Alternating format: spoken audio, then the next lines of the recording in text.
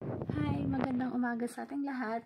Let's talk about our new verse for the day. It's all about Ephesians 2, verse 8 to 9. For it is by grace you have been saved through faith, and this is not from yourself. It is the gift of God, and not by works, so that no one can boast. So, sapagkat sa biyaya kayo'y naligtas sa pamamagitan ng pananampalataya, at ito ay hindi sa pamamagitan ng inyong mga sarili, ito ay kaloob ng Diyos, hindi sa pamamagitan ng gawa, upang ang sinuman ay huwag magmalaki. So,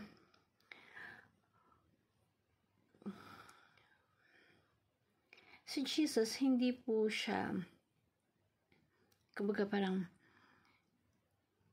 we are union with our Jesus Christ. And we have to grow in grace. We were enemies. Before, we are the enemies and wrath of God. Yung kaligtasan natin, hindi galing sa sarili po natin. Galing ito sa faith ng ating Panginoong Diyos.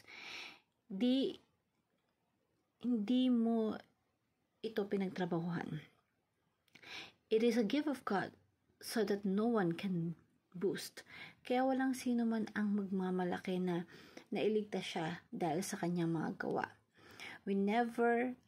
Before, we are enemies and objects of wrath of Christ. Tayo ay dating enemies, kaaway ng ating Panginoong Diyos, object of wrath, kaaway ng Diyos, na kapag tinignan na tayo, karapat-dapat tayong tumanggap ng galit at puot niya. Na namumuhay tayo ayon sa pagnanasa ng ating mga laman.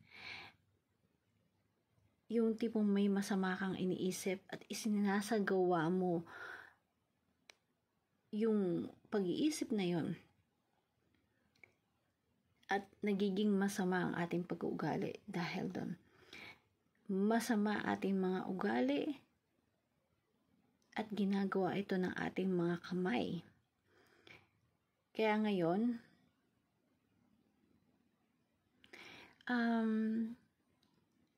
yung likas na kalagayan ng tao is kinapupuutan ng ating Panginoong Diyos.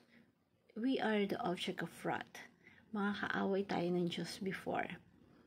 But, thanks God, praise God, the true natures of God is loving and gracious.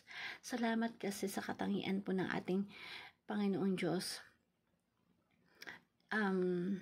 Namutawi yung pag-ibig niya para sa atin.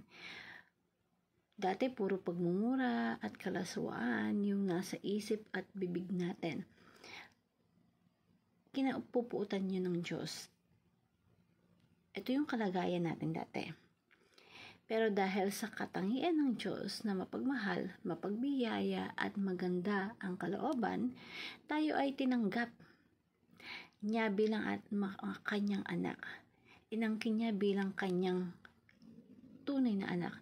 We are saved through faith with the union with Christ. Tayo po ay nailigtas. Dati ang pananaw natin, maililigtas tayo ng Diyos dahil mas tinitimbang niya yung kabutihan na nagawa natin. Hindi po ganon. Hindi ganon. Ang ginawa ng Diyos, ibinigay niya yung kaisa-isa niyang anak. Yung kasalanan natin, inilagay sa katawan ng ating Panginoong Hesukristo upang yung katawan ng ating Panginoong Hesukristo ang maparusahan at upang tayo ay mailigtas sa ating walang hanggang kaparusahan. Si Jesus ang naging object of wrath while He was on the cross for us. Yun po yung tandaan natin dahil sa ating pakikipag-isa sa ating Panginoong Diyos, sa Panginoong Hesukristo, tayo ay tinanggap ng ating Panginoong Diyos. Ipinakita ng Diyos na si Hesukristo ang tumanggap ng kaparusahan para sa atin upang tayo po ay magkaroon ng kaligtasan. Dahil sa kabutihang loob ng ating Panginoon Diyos sa pamamagitan po ni Jesucristo, tayo ay nagkaroon ng buhay na pangwalang hanggan na iligtas sa ating mga kasalanan at nang hindi na tayo mawawalay sa ating Diyos. Tinignan, kumbaga pag nakita tayo ng Diyos, ganun niya tinitignan yung kanyang anak. Salamat po sa biyaya ng binigay po sa atin ng Panginoong Diyos. So let's appreciate and remember the past every time na nadadapa ka at nakakagawa ka ng kasalanan. I-appreciate natin yung grace ng God. Trust the power. And also, kung dati kaaway tayo, ngayon, tinuring na tayong anak ng Diyos. So trust the power with our union with Christ. Kung papaano niya minahal ang Panginoong Jesucristo, ganun din niya po tayo tinanggap bilang kanyang anak. Na hindi na mawawalay po sa ating Diyos kailanman at mapapahamak because we are union with Christ. So, ibalik natin yung original plan ng Diyos sa atin. Tayo ay kanyang nilikha para gumawa ng mabuti at ipakita yung tunay na kalooban at pagmamahal ng Diyos sa atin. Mamutawi yun sa buhay natin.